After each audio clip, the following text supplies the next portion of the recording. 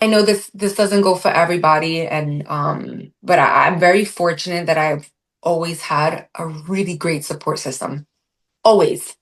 Whether it be my parents, that no matter what I do, they're always super supportive. Even when, like, I told them I was doing this show, they're like, "You're crazy," but they were supportive. My best friend, I have a tight knit circle of like girlfriends. They were always there for me. The other two ex-wives now from the show, we actually became best friends, the three of us. And I that's very special because we, even though all had different experiences within this experience, this is not an opportunity that everyone gets, right? It's a very unique opportunity. And we were like, no one is gonna understand the shit that we went through but the three of us because we experienced some shit on that show. And that brought us very close together and we were able to really lean on each other. Again, we all have our family support, but because we went through this experience together, we were able to have each other's back. And when I didn't see something, they saw it and they were able to just like really bring me down and be like, it's not your fault, Jess. Like, remember what happened. Remember what he did. Remember how he spoke to you. And that really, brought me down to be like, you're right. You're right.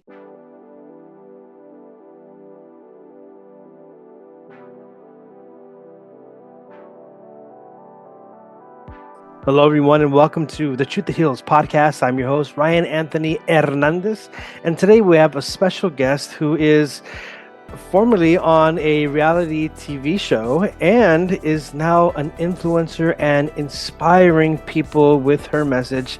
Please welcome to the podcast our amazing guest, Jessica Castro. Jessica, welcome to the podcast. Thank you so much for having me and for that intro. That was really special. Thank you. All right. Well, my dog just walked in, but Oh. anyways, well, thank you for being on the podcast. And as I mentioned, you were on a reality TV show. Can you talk us through that, what it was, and all that? Sure. So I want to say I can never remember the exact like time frame, but it was like 10 or 11 years ago. I was on a documentary series. It was considered a documentary series then. Now it's considered a reality show. It was called Married at First Sight, and I was on season two. And when people are like, Married at First Sight, like, wait, what? Were you married? Yes, I was legally married, and I am now legally divorced. Spoiler alert if you decide to go and watch it. And it was a very wild time in my life, but also I learned a lot about myself. It was something that I want to say kind of fell in my lap, but kind of didn't, just because I used to model and act a lot. I always did it like as a side thing. I really enjoy being in front of the camera. I enjoyed it. I still do. Um, and I would get like all these emails about like I even auditioned one time for like the Bachelorette, I think it was, and Bad Girls Club. Like I think I was a little desperate to be on TV, if I'm being honest. But this one kind of fell in my lap, and I was like, this sounds very intriguing.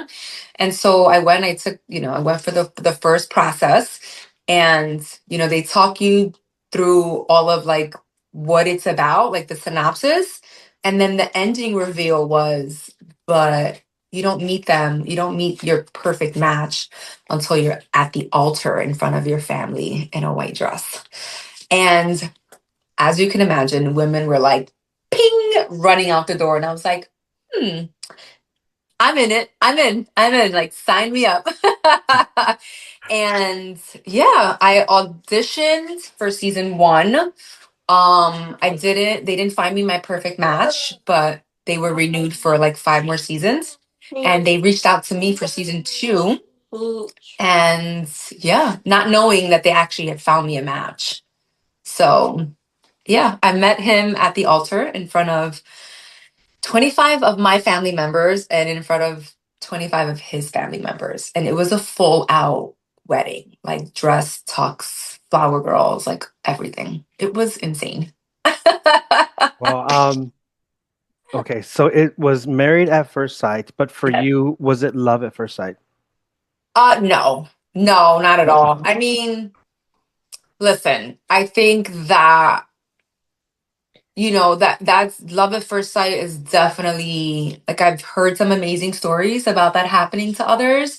I don't think that that's not possible. I know it's possible, but for me, it definitely wasn't. I mean, listen, good looking guy, from the outside, but once I really learned who he was, it wasn't it wasn't great. So definitely not love at first sight. Oh, Maybe like smitten at first sight. okay, okay. He was a very good looking guy. That's really it. But the experience was it was like what was going through not only your mind, but what was your body feeling standing there, just not knowing what was going to happen? Yeah, I'm just like, what the hell did I just get myself into? Like, are you really gonna do this? You must be off your fucking rocker to think that like this is how you're gonna find the love of your life. But you know what? I watched season one. And there were 2 out of 3 successful marriages. And I really thought that like if it worked for them, it could work for me, right? And if they wanted me back for season two was because it was meant to be. I really thought it was meant to be. Um, and I guess it was at that time in my life, but for other reasons. Mhm. And you said earlier that for season one, they just didn't find a match for you. But Yeah. season two, they were calling you back. So what do they have to do to find a match? I didn't know at the time, but I found out later on down the line that the reason why I wasn't matched in season one, although it was very, very close, was because the guy that they almost matched me with, his teeth were not perfect. And that was one of my things at the time. I guess it sounds very shallow, but I'm really big on teeth, and his teeth were not what they thought would be up to my standards. So that's the reason why they didn't match me. But again, I didn't find that until later on down the line. But then, you know, for season two, it was like they knew that this person and what he looked like, that was my ultimate, like that's what I liked. Um, yeah. It yeah, there's a lot more that goes into it. It's not just, oh, we're gonna find someone and just match you. They do like all these questionnaires. You meet with like psychologists, and there's a lot of background checks. So they say there's a lot that goes into it. There's 4 experts of different kinds. And so, they meet with you, they ask about your religion, your upbringing, what you're looking for in a partner, your family, things of that. So it's not like, oh, we're gonna find someone, I guess, randomly off the street, even though I probably would have had better luck with that. There's a lot that goes into it, but from the outside, he was what I guess I was looking for at the time. So since this was on TV, well, I don't know because I didn't watch it the season. I haven't Oh, been able to catch up. that's Um, okay. but like how far does the cameras go to follow you, like in the relationship? Sure. So it's 3 at the time. I think it's more now. It's they follow so they couple up 3 couples per season at the time. So it wasn't just him and I, there were 2 other couples. So they start filming way before the wedding. They start filming, you going and meeting with these experts, and then going through the matchmaking process. Then they're there at the wedding. Then, I mean, it's boom, boom, boom, because I think it was like 6 weeks. So yeah, it's wedding, it's honeymoon, it's apartment hunting, move in together, live life as a married couple, but really strangers. Yeah. And then the last kind of like ultimate episode is decision day. Do we stay married or do we get divorced? And then we did like a where are they, or like it was like a 6 month reunion. Um, so yeah, but the cameras are rolling like 24/7. I was working a full-time job. They wouldn't come to my job. They couldn't. I worked in an Empire State Building at the time. But the minute I got home from my job was just nonstop until bedtime. And then the weekend was like all day long. So it was a lot. It was a lot. It was a very demanding time. Do you think that having the camera on you 20, well, not 24/7, but as much as possible, do you think that that kind of prevented you from maybe being more, I don't know, maybe like cutting the relationship off quicker? No. So, as someone who already had experience being in front of a camera, Mm. I was much more aware of my surroundings and much more aware of how to use like the camera settings. But I was very much into making it work, really. I was really into like this is going to be it for me. Like I'm going to make it work, especially it's a legal marriage. And my parents have been together for, at the time well over 35 years. Listen, not a perfect marriage, right? They still have their shit like everybody else, but they make it work. And in my mind it was that divorce, and I even said it on the show that that was like one of like the memes or whatever. Divorce is not an option. So I put everything I had into that to make it work, even when things were terrible. I was like, I'm gonna make this work because I really didn't want to get a divorce. I honestly I treated it like if it was. I mean, listen, again, legal marriage. I treated it like that's what it's supposed to be. Now we see that you're using your platform to really inspire people and just being, you've always been an amazing person, but even more so now you're just able to glow. Yeah, But there was a time where that glow wasn't maybe really able to glow as much. exactly. There were some challenges, obstacles, some struggles, Mhm. and you were just saying right now that divorce was a that was like a bad word. Yeah, But what changed? right. There were, and I won't go into these in detail just because it's just like, whatever it is, what it is at this point, but there were little things that were happening behind the scenes that I was not aware of. And there was a certain situation where we were in a group setting with with my friends, actually my best friends, and they saw something that happened with him and her now husband. And she brought it to my attention and she was so scared. I mean, we've been best friends now for 20 years. And she was like, Jess, I have to tell you something. I don't know how to tell you. I don't know if I should tell you. And I was like, just spill it. Like, what's happening? And she told me. And I was like, in shock. I'll never forget. I was in a dressing room trying on dresses for New Year's Eve. I think we were still in the filming process, but she brought this situation up to my attention, and then it happened a few more times. And I was starting to really notice his behavior and certain things that she was bringing up to me. Because she was like, listen, it could be nothing, but it really could be something. I just want you to just open your eyes a little bit more. I think because I was really so blinded by the experience and wanting to make it work so much, like I so bad, um, that finally, not finally, again, there were a few situations where I was like, oh shit, she's right. Like, this isn't, I was so angry. I was bitter. I was like mad. And I was like, this is not me. Something's not right. Um, and I remember so vividly crying in my mother's bed, telling my mom, like, I don't want to do this. I don't think that this is he's not who he's portraying himself to be.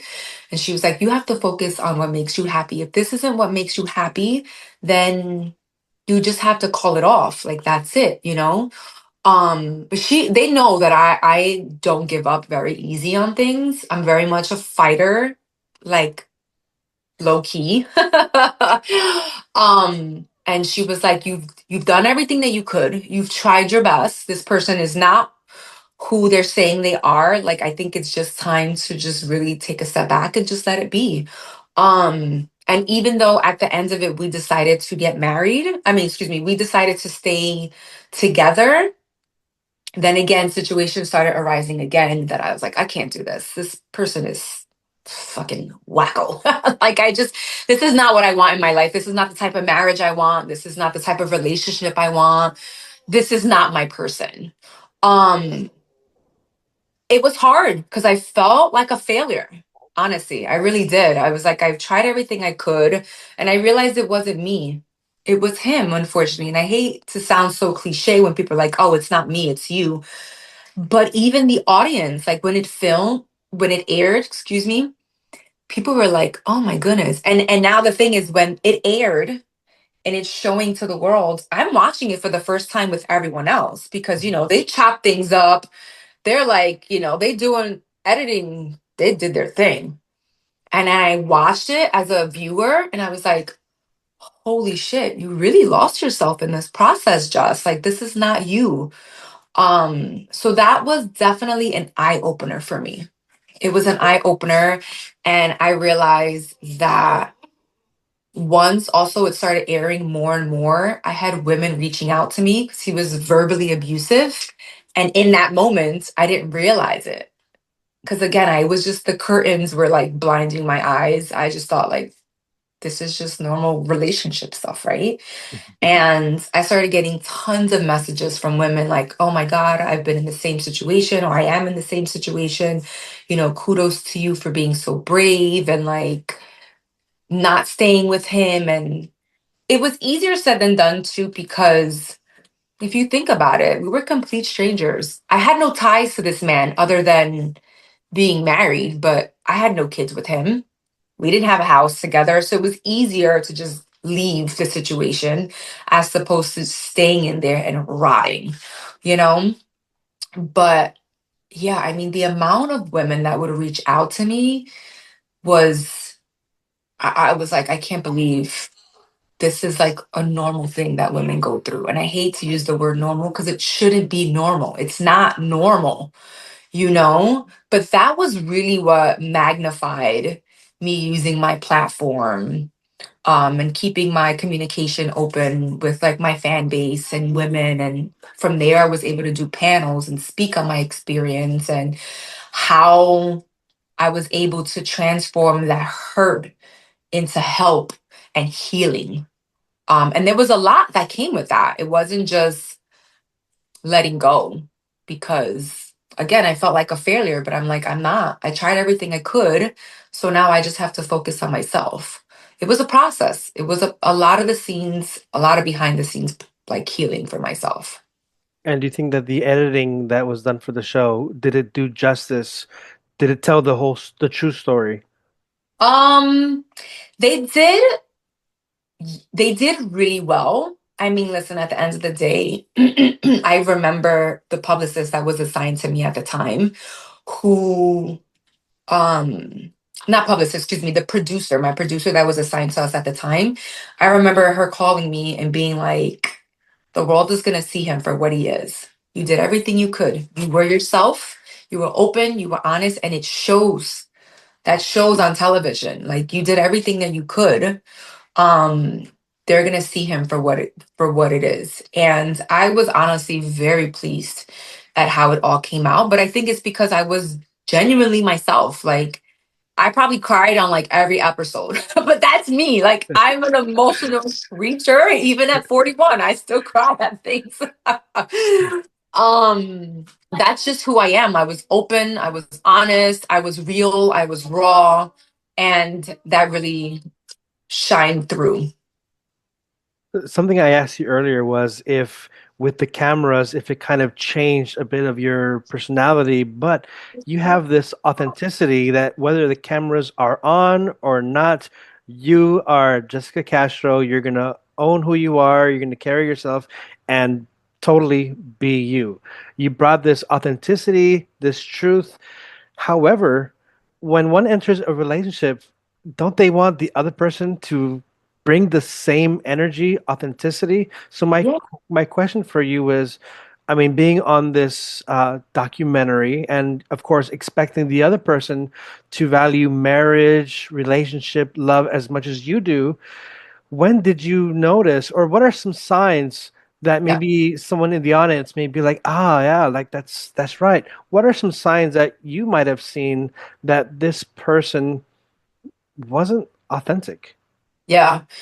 Um, there were a few, but again, it didn't happen during filming because I was so into the filming process and making it work that it really happened after we stopped filming and we decided to stay married.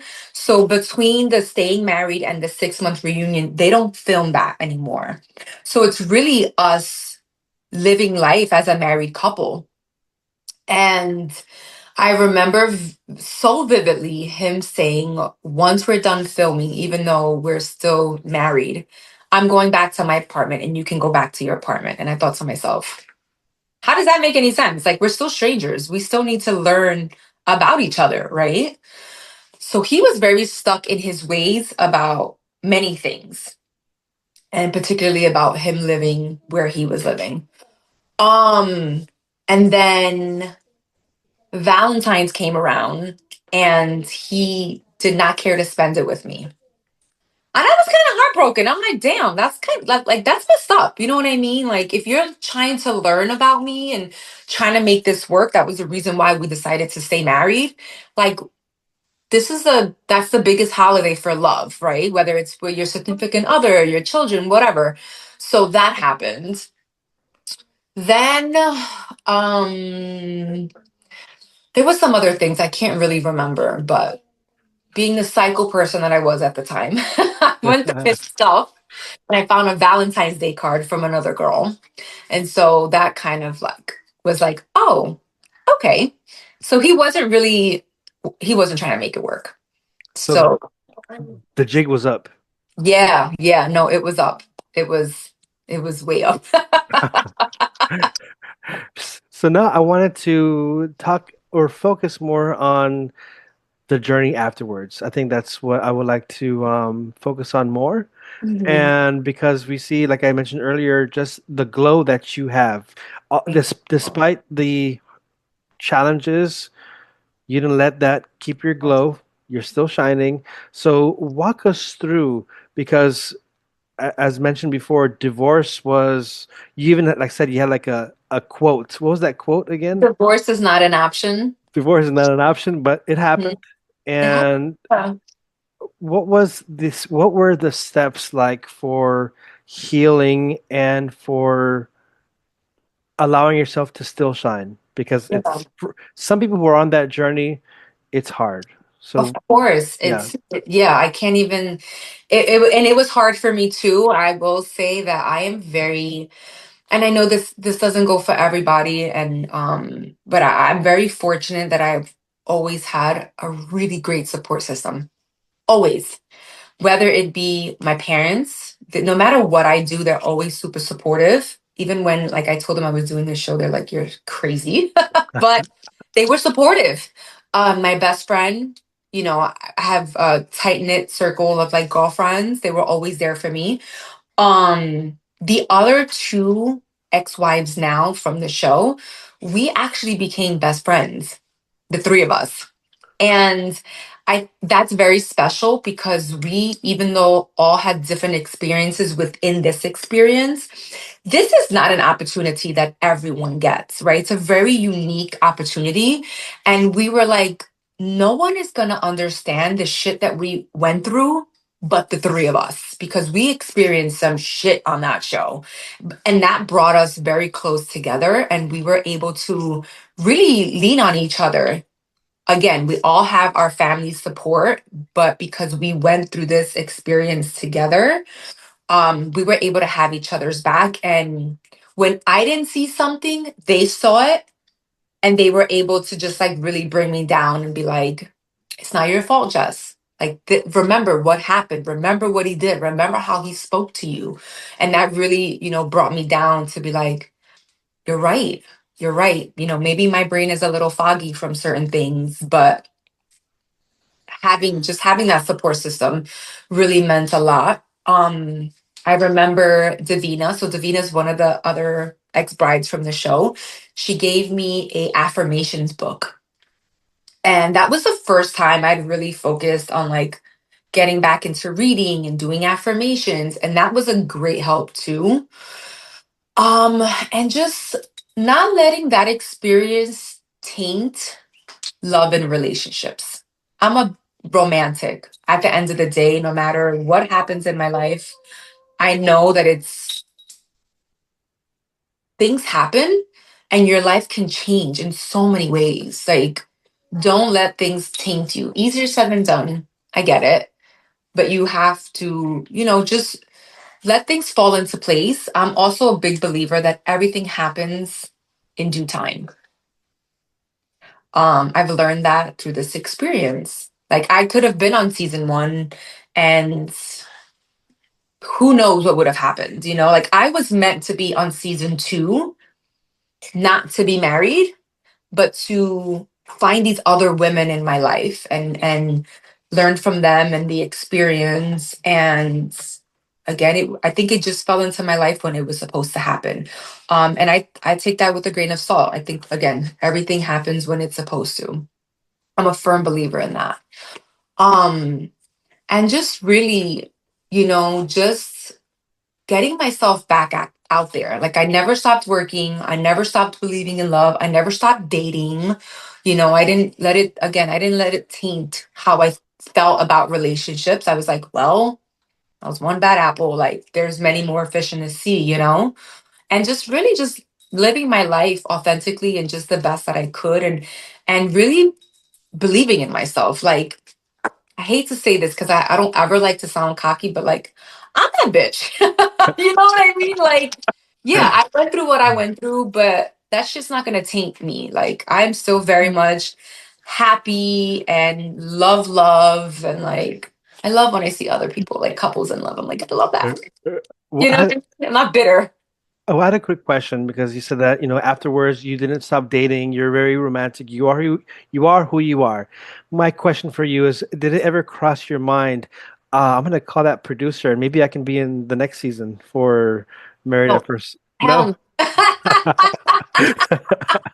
no.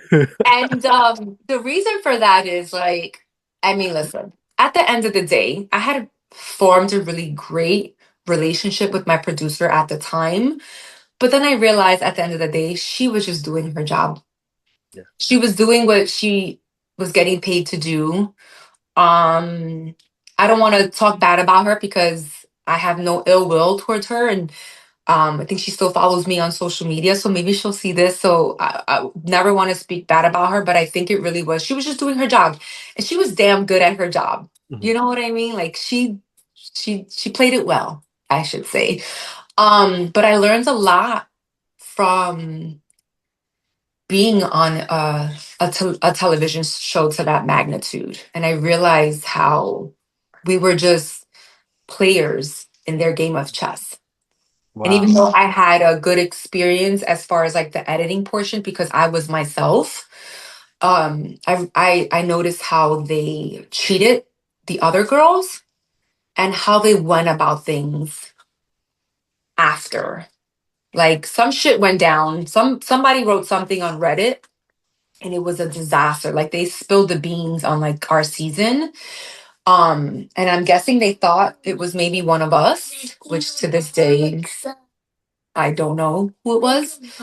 But they like the show the production company blackmailed us. So we couldn't speak about our experience for years. We were still in contract. You know, reality shows are for themselves. Yeah. That's just that. They're not there for the people.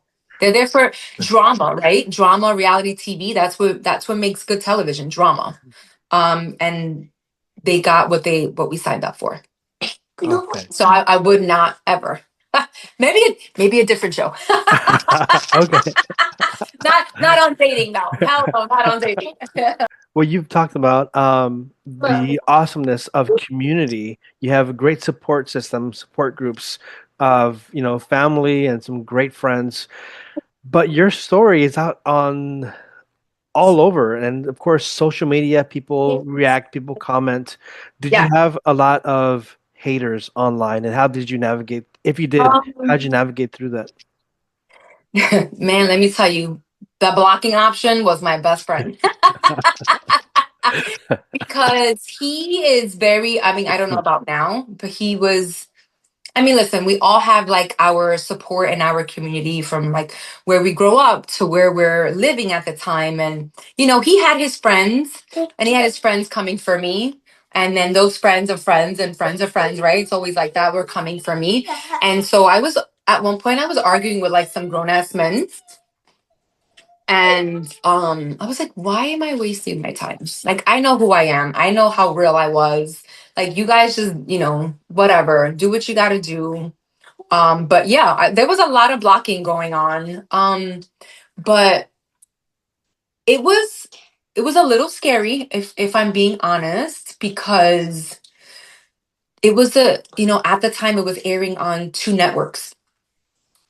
And so that's a lot of freaking viewers, right? And people recognized me on the street. They really did. All the good experiences in person, I'll never forget, there was one girl that was like, I know where you live, I know what train you take. Like if I see you, and I was like, okay, people can be a lot of mouth, but you just never know. If I don't know who they are, but they know who I am because of where I'm from, in Bushwick, it was a little scary, but thankfully I never had to deal with any negativity in person. Good. And it's a good thing that you have a support, I mean, friends who can like, Yes, be your anchor. Uh, exactly. so now that you've experienced that, you've left the relationship, you start finding support. What happens from there? Like, what was the next step in the healing journey? Um, Going back to my normal life, which was continuing to work, going back to the things that I enjoyed. Working out was like my stress relief at that time. I was working out like 6 days a week. I would go right to the gym after work. I would go on Saturdays. Like that for me just felt like I'm unstoppable. Like I really was able to release a lot of stress from there. And just hanging out with my friends, hanging out with my family, going back to, Sunday family dinners with them, being in my parents' house. At the time I lived like 7 minutes walking distance from my parents.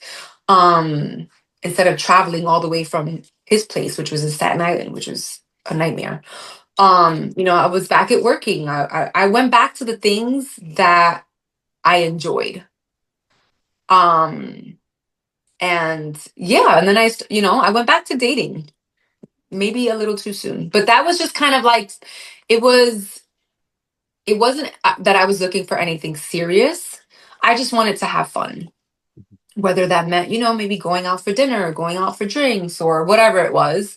I started taking salsa classes. Like I just really was like, I'm just gonna live my life and just do what makes me happy.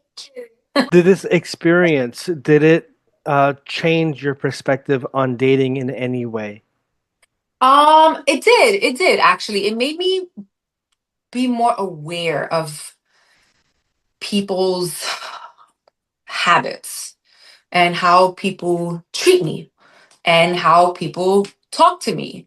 And like, if someone wants to see you, they make an effort. There's no excuse.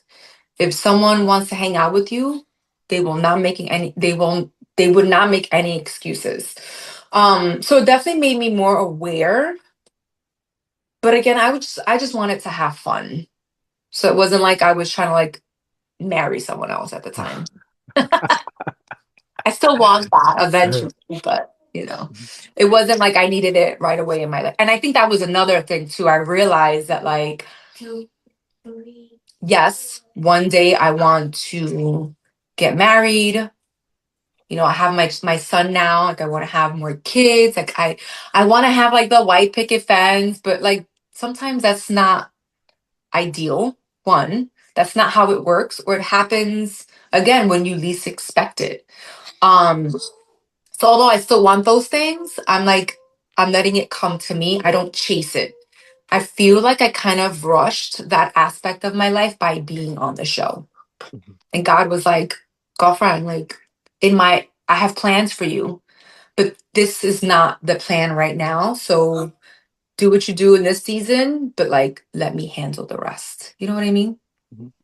And we'll be wrapping this up soon, but just a few moments ago, you were saying that, it seems like some things happen for a reason in your life at the right time.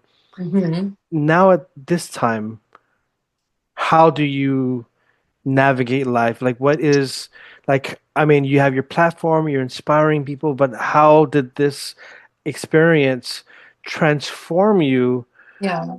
to the person you are today? That experience transformed me, and I mean, I think honestly it was one of the hardest experiences of my life, but it was needed at that time of my life.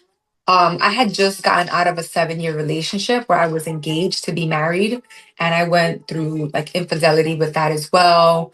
And I thought that, like, oh my God, my life is over, all this stuff. And I realized that things happen just when they're supposed to happen, but that doesn't mean that you're not going to be okay.